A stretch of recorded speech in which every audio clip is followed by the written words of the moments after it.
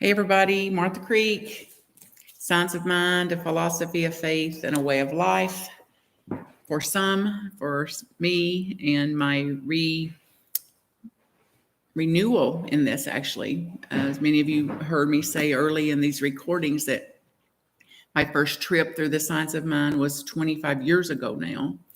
And it was very clear guidance for me to get back to the basics of this and to actually look at my integration of this, what it means to me, and not to try to quote and tout what the author, Ernest Holmes, says about it, or what various Science of Mind teachers I've had over the years has to say about it, but how is this actually meaningful to me in my own life? And the topic today, again, is faith and spiritual knowing versus self-knowing, and looking at that. So reading from the text on page 284, faith is real to the one who has experiences it and cannot be denied to the mind of the one who has proven it. So think about this so faith is real to the one who experiences it and cannot be denied to the mind of the one who has proven it. Imagine.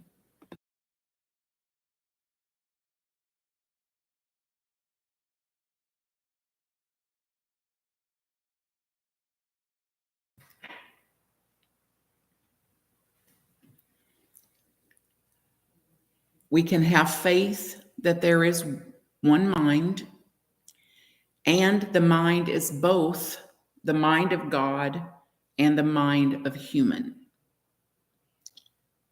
Yikes. There's where some of the trouble may be. Our struggles, our stresses, our challenges. We use the mind of God. We access the mind of God. We're one with the mind of God, since there is but this one mind, and the mind has two parts: the human mind, the God mind, divine mind, human mind, divine mind, higher self, hurt self, the wounded self. The mind is the essence of creativeness, creativity, and the essence of goodness. It is available to all. Now, this has helped me over the years, as I remember there's no one that doesn't have access to this. Now, I've not had access to it at times, not because I didn't have access, but because I didn't know that I had access. I didn't believe that I had access. God mind, the one mind, is no respecter of persons, since it is already incarnated through all.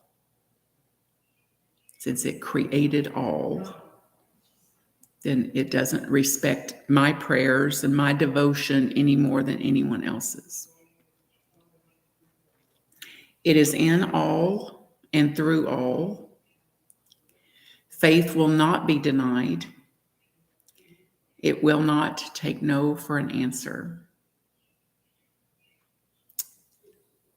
Are you willing to test it to see? I am. And I've got a situation now that I'm in with a close family member. And back to some big time prayers, devotion, surrender, and faith that it will work out fine, whether it works out like I want it to work out or not. Fine, it will be. Faith knows that the universe is a spiritual system, that we are part of the system.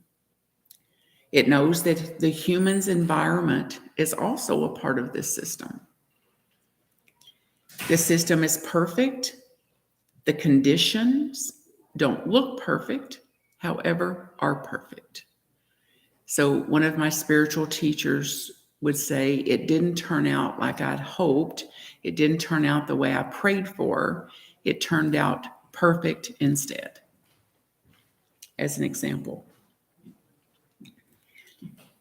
Because the system has its own perfection, it would be perfect if it were known to be so, So, to the degree that I can know its perfection, whether it aligns with my ideas of perfection or not, herein lies all my work. Faith knows that the life of the human, the birthless and the deathless reality of all being is assured.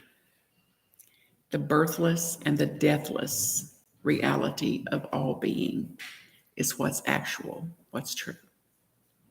Bless you in your contemplations and reflections. Much love.